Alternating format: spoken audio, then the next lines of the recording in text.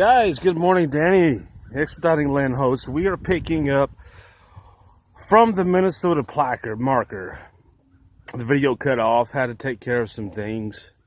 And yeah, I had way too many things. Anyhow, what you're looking at, the Minnesota, if you looked, I'm on point here over here, okay? This is the Northwest.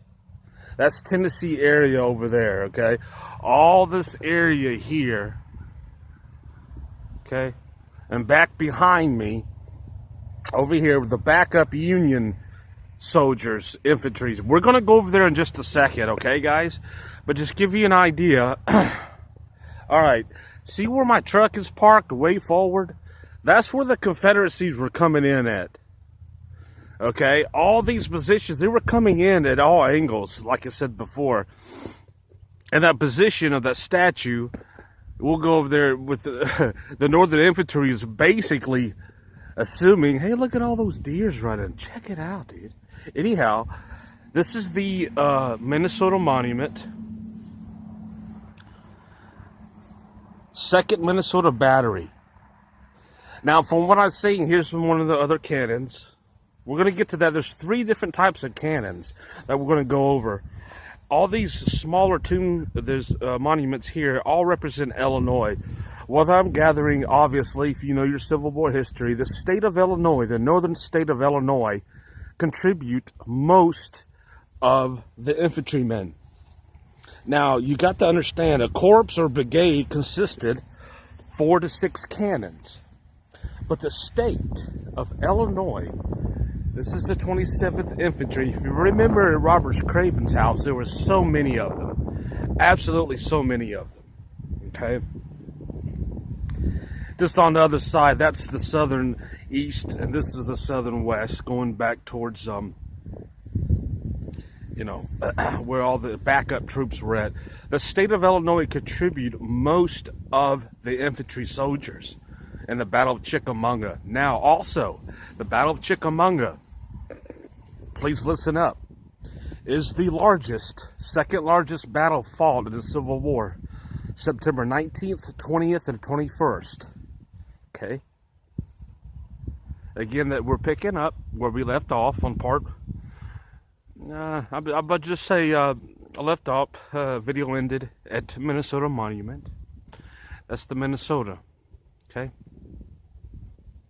Now, keep in mind, all these positions, they were pointing over here to the northeast.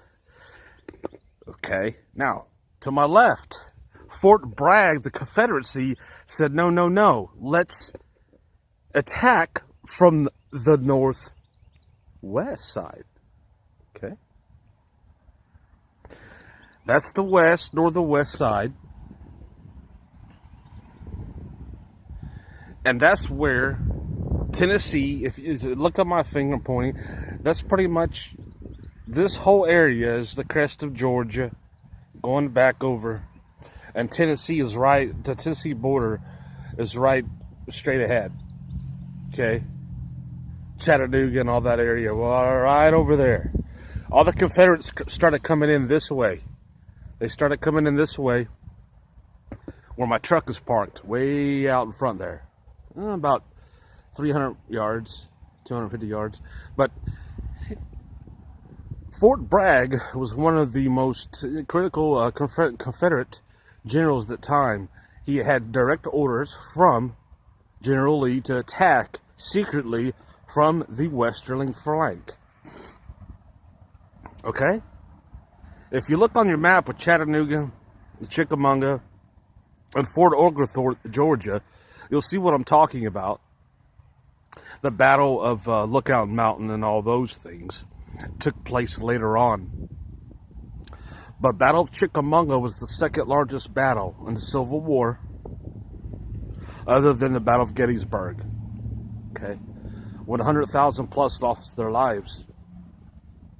And this area here, we're going to find out later, General Longstreet, Confederate general, and General Thomas of the Union, northern side, straight ahead with all. But anyway, this is where all the Illinois and troops were taking up post in this open field They thought the Confederacy were entering from this angle. Yep. So they posted here. But, like I said, to my left, pointing straight ahead where the Confederacy surprised them, came in from this side, pretty much to the westerly flank. Yeah. Pretty cool stuff, guys. Back behind me, straight ahead, we're gonna go up. There's 4 more cannons. There's another Illinois monument across the street. This is Lafayette Road. Now, what you got is once again, this is really cool. We're fixing to go up there now. The Union troops had backup. They had so much backup, but this backup troops didn't have any large artillery cannons. They had some, but the Confederacy, if you can, look at my truck. They're coming in from this angle. They're coming from that angle. These 3 angles where that monument is far over there, where my truck is, okay? And this is the 3rd angle of where they were coming in. Because look at all these positions here. Minnesota, Indiana, Illinois, and Ohio had this open field covered. They had this all occupied. They said, man, there ain't no way. There ain't no way they're going to get in here, man. These were all stationed troops. If you recall that video of the Union Hospital taken over by the Confederacy, that was the beginning of the crest. Not the immediate beginning of the battle, but that was one of the major areas that was taken over. So we're going to look at the Union backup troops. There's a segment over there that is really, really cool. But this is a continuation of the Minnesota Monument, guys. I want to pay respects to both sides. Sun is out. It was a beautiful, gorgeous day. Now, this is the Minnesota Monument. Let's walk way over here, straight ahead. We're going to find out what monument this is. Now, I do this again to pay respect to both sides.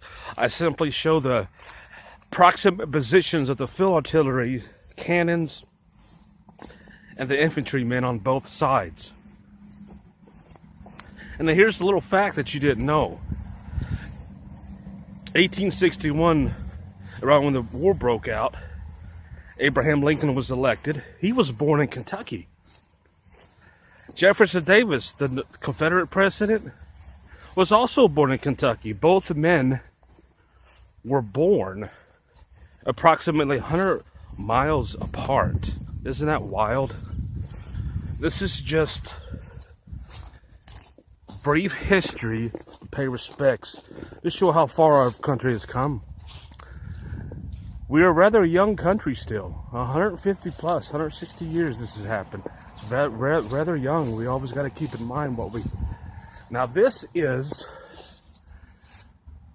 the, let's see, Indiana's tribute, another one. Wow. Indiana's 81st Regiment Infantry. Yeah, my mother's side of the family's from Indiana. I think I mentioned that before. It's a beautiful monument. Absolutely beautiful. So yeah, we're going to head back to the truck. Got a 200-yard walk. I want to take you up to the hill where the Union backup troops were at, okay, guys? This is really cool stuff. This is the area that the Union troops were occupying and thought the Confederacy was not going to invade. They had this occupied. But as I walk towards my truck, straight ahead, that's where the Confederates came in at. Started at 7 o'clock a.m., September 19th, 20th to 21st. The 3 bloodiest days in the Civil War, other than the Gettysburg battle. This is the second, unfortunately. Okay.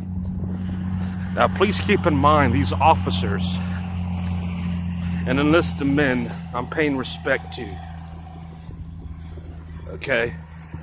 But I'm going to sign off here. I'm going to take you up to the hill where the Union backup troops, they were drove back when Confederates ended their invasion here. Okay.